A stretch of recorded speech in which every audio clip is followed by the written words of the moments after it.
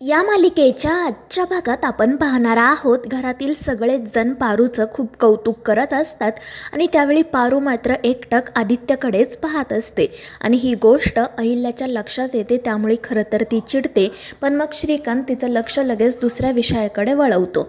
त्यानंतर मग दामिनी श्रीकांतला विचारू लागते की दादासाहेब, मी आज क्रिकेट कशी खेळले, आणि तिचा तो प्रश्न ऐकूनच घरातील सगळेजण तिच्यावर हसू लागतात. आणि मग त्यानंतर अहिल्या पारूला तिच्या जवळ बोलावते आणि तिचं कौतुक करत म्हणते की पारू, आम्हाला खरंच माहिती नव्हतं की तू इतकं छान क्रिकेट खेळतेस. आणि त्यावर पारू म्हणते की नाही देवी आई, मी शाळेत जे काही खेळायचे तेवढंच, बाकी काही नाही. आणि ते ऐकून सगळ्यांनाच पारूचं खूप कौतुक वाटतं आणि त्याचसोबत आश्चर्यही. आणि मग प्रीतम तिला म्हणू लागतो की पारू, आता आपण ना नेहमी क्रिकेट खेळूयात आणि तू कायम माझ्या टीममध्येच असणार. आणि त्यावर हसतच पारू हो म्हणते.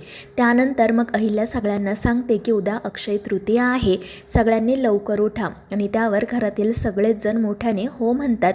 तर आदित्य आनंदाने विचारतो की सावित्री आत्या, म्हणजे उद्या आमरसपुरी असणार ना? आणि त्यावर सावित्री म्हणते की हो आदित्य बाबा, उद्या तुमच्या आवडीचा आमरसपुरीचा बेत आहे. आणि ते ऐकून आदित्य खुश होतो.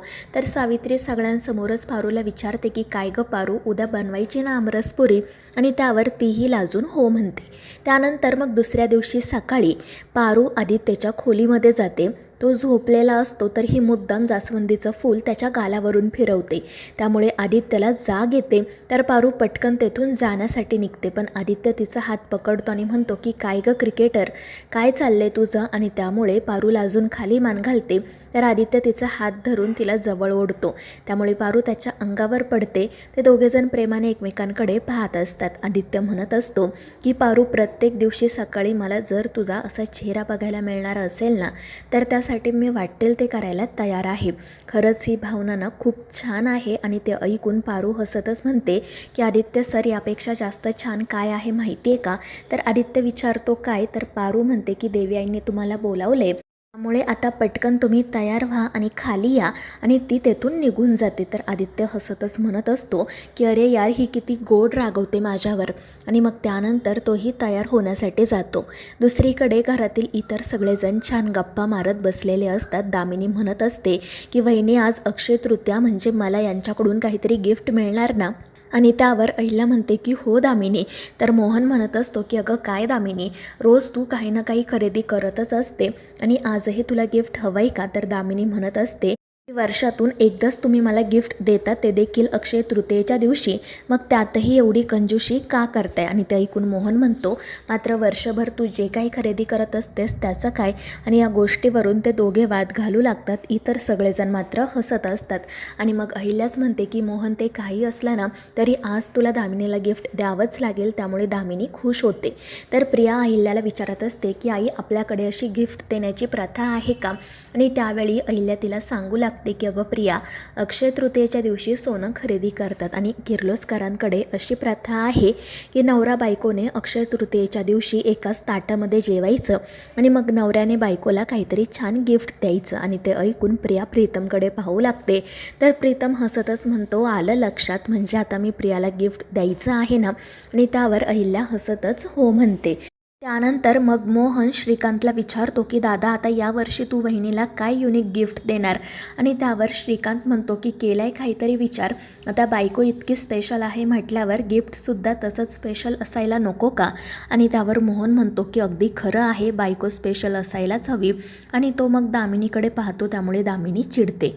दुसरीकडे पारू किचनमध्ये तिचं काम करत असते आणि तिला सतत आदित्यचा चेहराच आठवत असतो. तितक्यात सावित्री त्या ठिकाणी येते. ती पारूला विचारते की काय गं पारू बाळा, कशाचा विचार करते? तर पारू लाजूनच काही नाही म्हणते.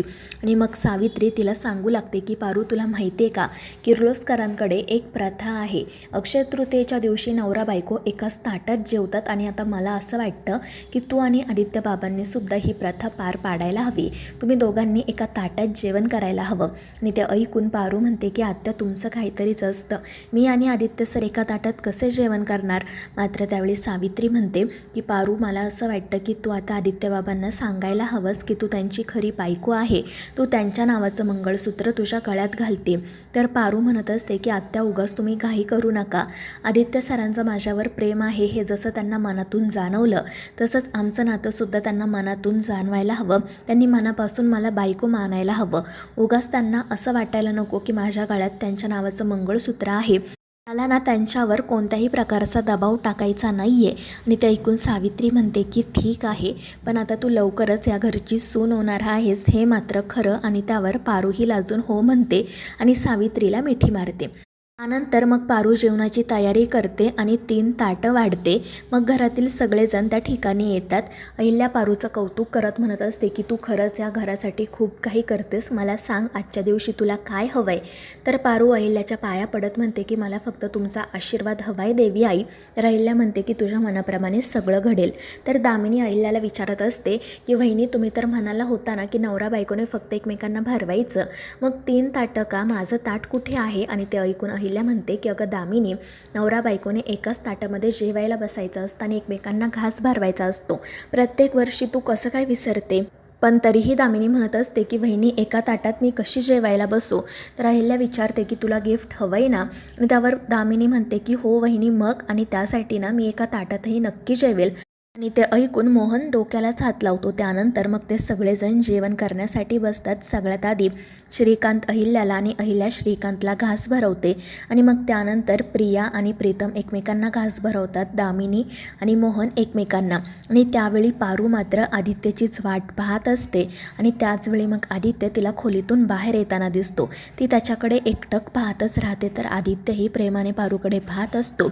आणि मग तो खाली येतो आणि सगळ्यांसमोरच लपून पारूला तू खूप छान दिसतेस असा इशारा करतो. त्यामुळे ती तर खूपच लाजते आणि खाली मान घालते. त्यानंतर आदित्य म्हणू लागतो की आई बाबा, मला तर असं वाटतं की ही प्रथा ना आपण रोज घरी सुरू करायला हवी. म्हणजे बघा तुम्ही एका ताटात जेवताना किती गोड दिसताय. आणि ते ऐकून प्रीतम म्हणतो की दादा, जेव्हा तुझी बायको येईल ना तेव्हा आपण अशी प्रथा नक्की सुरू करू. आणि ते ऐकून पारू लाजून आदित्यकडे पाहू लागते. त्यानंतर श्रीकांत त्याला जेवायला बसायला सांगतो. पण आदित्य म्हणत असतो की बाबा, मी ऑफिसमध्ये गेलो होतो तेव्हा तिथे हेवी ब्रेकफास्ट केला आहे, आता मला भूक नाही, मी नंतर जेवण करेल. आणि मग त्यावर अहिल्या म्हणते की ठीक आहे. आणि ती पारूला सांगते की तू नंतर आदित्यचं ताट त्याच्या खोलीत घेऊन जा. आणि त्यावर ती हो म्हणते. खरं तर त्या दोघांना एका ताटामध्ये जेवण करायचे असते. त्यानंतर मग दामिनी मोहनसोबत मुद्दाम वाद घालत असते. तुम्ही असं जेवू नका, असं करू नका असं त्याला म्हणत असते. त्यामुळे मोहन म्हणतो की वहिनी, ही प्रथा ना खूप रोमॅन्टिक आहे, मात्र मी उपाशीच राहणार असं दिसतं. आणि त्यामुळे अहिल्या पारूला सांगते की तू मोहनसाठी सुद्धा आमरसाची वाटी घेऊन ये. आणि त्यावर पारू हो म्हणत पटकन किचनमध्ये जाते. त्यानंतर मग जेवण झाल्यानंतर गिफ्ट देण्याचा कार्यक्रम सुरू होतो. श्रीकांतने प्रीतमसाठी आणि आदित्यसाठी सोन्याची चैन बनवून आणलेली असते. तो स्वतः त्या दोघांच्या गळ्यात चैन घालतो. त्यामुळे ते खुश होतात. आणि मग तो अहिल्याला सोन्याचा हार गिफ्ट म्हणून देतो. त्यामुळे तिला खूप आनंद होतो. मग प्रीतम प्रियासाठी त्याने जे मंगळसूत्र आणलेलं असतं ते तिला देतो. त्यामुळे तिलाही खूप आनंद होतो. ती म्हणते की ही अक्षय तृतीया माझ्या कायम लक्षात राहील. आणि मग मोहन दामिनीला म्हणू लागतो की अगं, मी तुझ्यासाठी गिफ्ट आणलंच नाही. त्यामुळे ती खूप चिडते. त्यानंतर मग मोहन तिच्याकडे एक बॉक्स देतो. दामिनी आनंदाने ते उघडते, पण ते बॉक्स रिकामे असते. आणि मग तर ती खूपच चिडते. आणि मग मोहन हसतच सोन्याच्या बांगड्या तिला गिफ्ट म्हणून देतो. त्यामुळे तिलाही आनंद होतो. आदित्य त्यावेळी मनाशी म्हणत असतो की पारूने तर माझ्याकडे काही मागितलंच नाही, पण मला तिला काहीतरी गिफ्ट द्यायचं आहे. तर पारू त्यावेळी मनाशी म्हणत असते की आदित्य सर, तुम्ही फक्त आयुष्यभर माझ्यासोबत राहा, मला दुसरं काही नको आहे. आणि मग त्यानंतर आदित्य अहिल्याला असं सांगतो की माझी एक ऑनलाईन मीटिंग आहे, मी माझ्या खोलीत जातो, तू माझं ताट तिकडेच पाठवून दे. आणि मग अहिल्या हीच गोष्ट पारूला सांगते. तर मित्रांनो, या मालिकेच्या पुढील भागांमध्ये आपण पाहणार आहोत आदित्य आणि पारू एकाच ताटामध्ये जेवण करत असतात, एकमेकांना घास भरवत असतात. आणि नेमकी प्रिया त्या ठिकाणी येते आणि हे सगळं बघते. आणि ती पारूला जाबही विचारते. त्यामुळे पारू घाबरते. तर मित्रांनो, या मालिकेच्या पुढील भागांच्या अपडेटसाठी आपल्या चॅनेलला सबस्क्राईब करा.